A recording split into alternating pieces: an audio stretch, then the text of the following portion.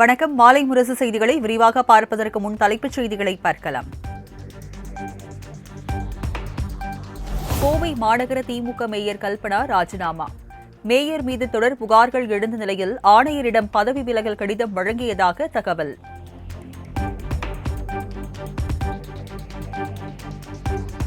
மருத்துவ காரணங்களுக்காக தனது பணிகளை தொடர முடியவில்லை. ராஜினாமா கடிதத்தில் திமுக மேயர் கல்பனா தகவல்.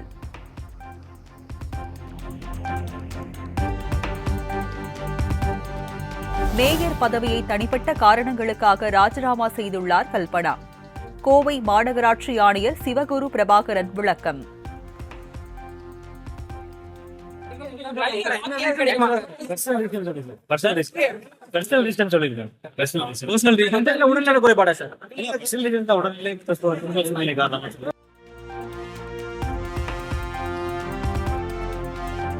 நெல்லை மாநகராட்சி திமுக மேயர் சரவணன் ராஜினாமா.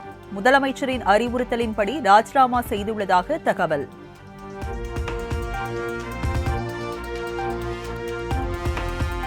நெல்லை துணை மேயர் ராஜு பொறுப்பு மேயராக செயல்படுவார். நெல்லை மாநகராட்சி ஆணையர் அறிவிப்பு.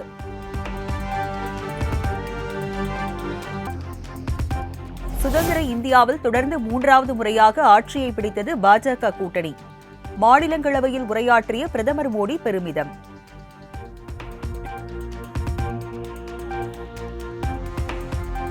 அடுத்த 20 ஆண்டுகளுக்கு பாஜக ஆட்சிதான் தொடரும் என மாநிலங்களவையில் பிரதமர் மோடி பேச்சு. அரசியல் சாசனம் நமக்கு கலங்கரை விளக்கம் போல் வழிகாட்டுவதாக பெருமிதம்.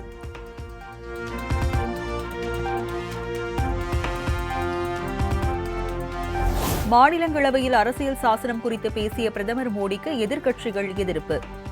மோடியை பேச விடாமல் எதிர்க்கட்சி உறுப்பினர்கள் தொடர் அமளி. उन लोगों ने विरोध किया था 26 जनवरी तो है, तो संविधान दिवस क्यों लाए?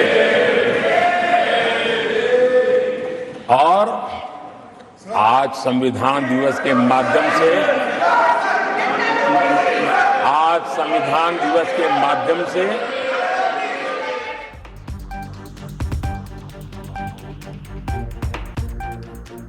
பிரதமர் மோடியின் உரையை புறக்கணித்து அவையில் இருந்து எதிர்க்கட்சி உறுப்பினர்கள் வெளிநடப்பு. மாநிலங்களவை எதிர்க்கட்சித் தலைவர் மல்லிகார்ஜுன கார்கே பேச அனுமதி மறுக்கப்பட்டதால் கொந்தளிப்பு. ये अपर हाउस को अपमानित कर रहे हैं. इस अपर हाउस की महान परंपरा को अपमानित कर रहे हैं. आदरणीय सभापति जी, देश की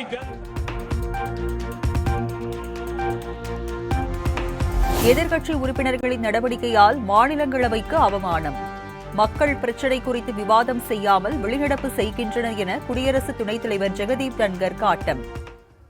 सदन का मतलब है सत्ता पक्ष की बात सुनो जब आपने अपनी पूरी बात कह दी.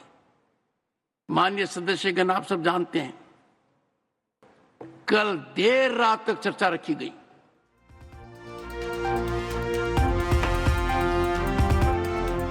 நீட் எனும் சமூக அநீதிக்கு எதிரான திமுகவின் போரில் இன்று ஒலிக்கும் முழக்கங்கள் நாளைய வெற்றிக்கான அறிவிப்புகள்.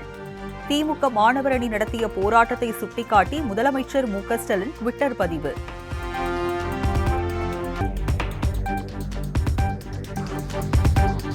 நாய் கூட BA பட்டம் வாங்கும் நிலை வந்திருப்பதற்கு திராவிட இயக்கம்தான் காரணம்.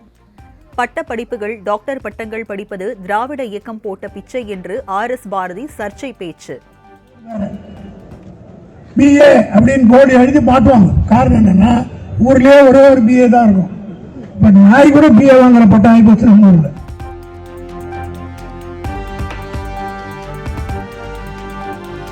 தமிழக மக்களை பிச்சைக்காரர்கள் என்ற ரீதியில் கொச்சைப்படுத்தும் RS பாரதிக்கு அண்ணாமலை கடும் கண்டனம். தமிழக மக்கள் அனைவரும் திமுகவினரை போன்றவர்கள் அல்ல, தன்மானம் மிக்கவர்கள் என காட்டம்.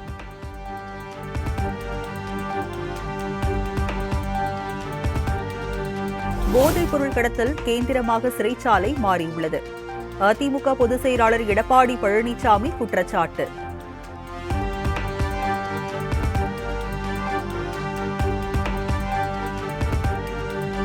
சென்னையில் ஃபார்முலா 4 கார் பந்தயம் நடத்துவது தொடர்பாக அதிகாரிகளுடன் அமைச்சர் உதயநிதி ஸ்டாலின் ஆலோசனை. அமைச்சர் TRB ராஜா, தலைமை செயலாளர் சிவதாஸ் மீனா உள்ளிட்ட அதிகாரிகள் பங்கேற்பு.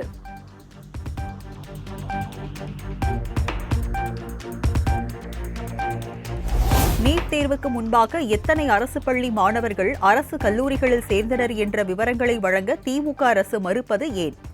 தமிழ்நாடு அரசுக்கு பாஜக மாநில தலைவர் அண்ணாமலை கேள்வி.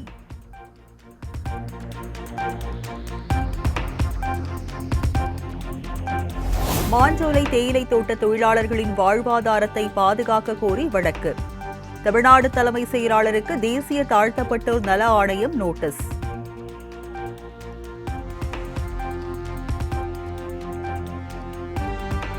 திராவிட மாடல் ஆட்சியில் காவல்துறை சரியாக செயல்படவில்லை என சசிகலா குற்றச்சாட்டு.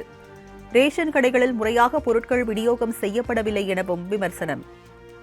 லிட்டர் வாங்கணும், 1,18,00,000 லிட்டர் வாங்கணும், அதையும் அவங்க வாங்கலை. இது மாதிரி என்ன செய்கிறாங்க இந்த திமுக அரசாங்கம்? மக்களுக்கு போய் சேர வேண்டியதை முறையாக கொடுக்க வேண்டிய நேரத்தில் கொடுக்கறதே இல்லை. வாங்கணும்.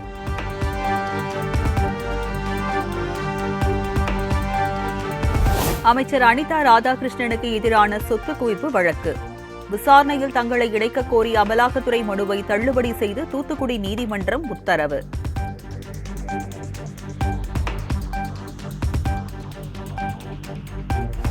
சிவகங்கை மாவட்டம் கீழடியில் நடைபெற்று வரும் 10ஆம் கட்ட அகழாய்வு பணி. உடைந்த செம்பு பொருட்கள் கண்டெடுப்பு.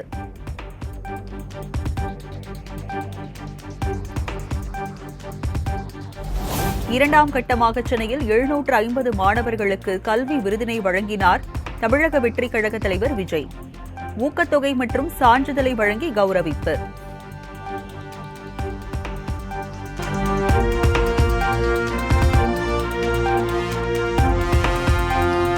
இரண்டாம் கட்டமாக தமிழக வெற்றிக் கழகம் சார்பில் நடைபெற்ற கல்வி விருது வழங்கும் விழா நிறைவு. சுமார் 10 மணி நேரம் நின்று மாணவர்களுக்கு கல்வி ஊக்கத்தொகை வழங்கினார் விஜய்.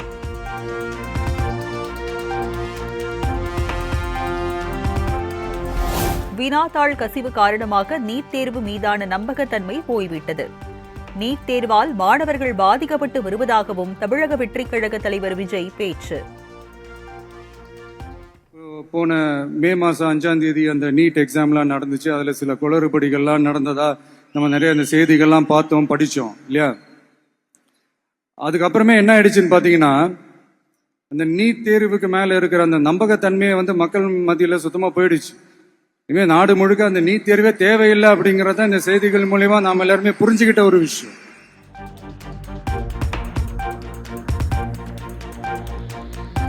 நீட் தேர்வு விலக்கு கோரி தமிழ்நாடு அரசு கொண்டு வந்திருக்கும் தீர்மானத்திற்கு மனப்பூர்வ ஆதரவு. நீட் தேர்வுக்கு விலக்கு என்பதுதான் மாணவர்களுக்கு ஒரே தீர்வு எனவும் விஜய் கருத்து. சரி, இதுக்கு என்னதான் தீர்வு அப்படின்னா, நீட்டு விலக்கு தான் இதுக்கு உடனடி தீர்வு.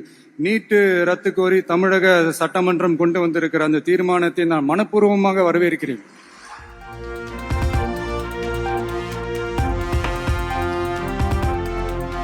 கல்வித்துறையை மாநில பட்டியலுக்கு மாற்ற வேண்டும். மாநில அரசுகளை சுதந்திரமாக செயல்பட ஒன்றிய அரசு வழிநடத்திட வேண்டும் எனவும் விஜய் வலியுறுத்தல். இருக்கிற அந்த பொதுப்பட்டியல் என்ன ஒரு பிரச்சனை அப்படின்னா, நீங்க அந்த துறைகள்லாம் பாத்தீங்கன்னா, மாநில அரசுகளுக்கு என்னதான் அதுல அதிகாரம் இருந்தாலும் அது முழுக்க முழுக்க ஒன்றிய அரசினுடைய கட்டுப்பாட்டில் தான் இருக்கு. அதனால மாநில அரசுகளுக்கு அந்த முழு சுதந்திரத்தை அது தரப்பட வேண்டும் அப்படின்றதான் இங்க என்னுடைய தாழ்மையான ஒரு வேண்டுகோள். ஒன்றிய அரசு அவங்களுடைய கட்டுப்பாட்டில் இருக்கிற ஒரு சில இந்த மெடிக்கல் காலேஜஸ்லாம் இருக்குல்ல, எய்ம்ஸ், ஜிப்மர், PGI, இந்த மாதிரி நிறுவனங்களுக்கு வேணா அவங்க அந்த நீட் எக்ஸாம் நடத்தணும்னா நடத்திக்கலாம்.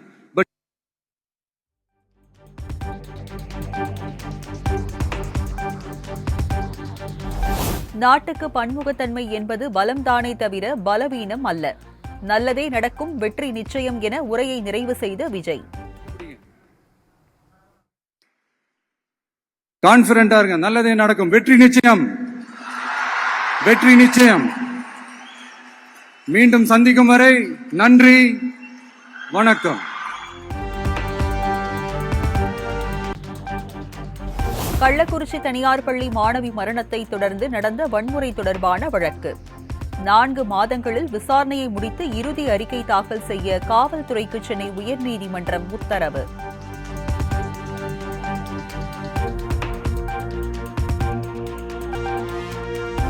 தஞ்சாவூர், விருத்தாச்சலம், வந்தவாசி ஆகிய பகுதிகளில் உள்ள சிவன் கோயில்களில் பிரதோஷ விழா. நந்தியம் பெருமானுக்கு நடைபெற்ற சிறப்பு அபிஷேகம் மற்றும் பூஜையில் திரளான பக்தர்கள் சாமி தரிசனம்.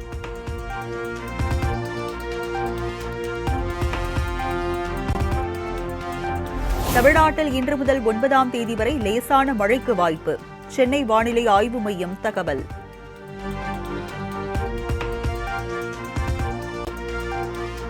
டெல்லியின் பல்வேறு பகுதிகளில் பெய்த கனமழை. சாலைகளில் மழைநீர் குளம் போல் தேங்கியதால் பொதுமக்கள் பாதிப்பு.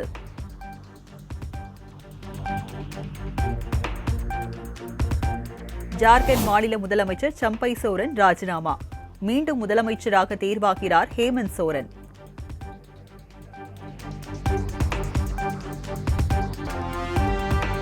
தனி விமானம் மூலம் பார்படாஸில் இருந்து புறப்பட்ட இந்திய அணி வீரர்கள் நாளை காலை 6 மணிக்கு டெல்லி விமான நிலையம் வந்தடைவார்கள் என தகவல்.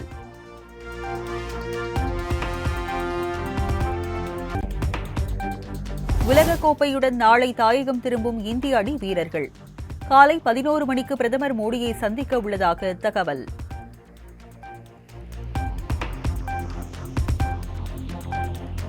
சர்வதேச T20 போட்டிகளில் ஆல்ரவுண்டர்களுக்கான தரவரிசை பட்டியல் வெளியீடு. இந்திய அணி வீரர் ஹர்திக் பாண்டியா முதலிடம் பிடித்து அசத்தல்.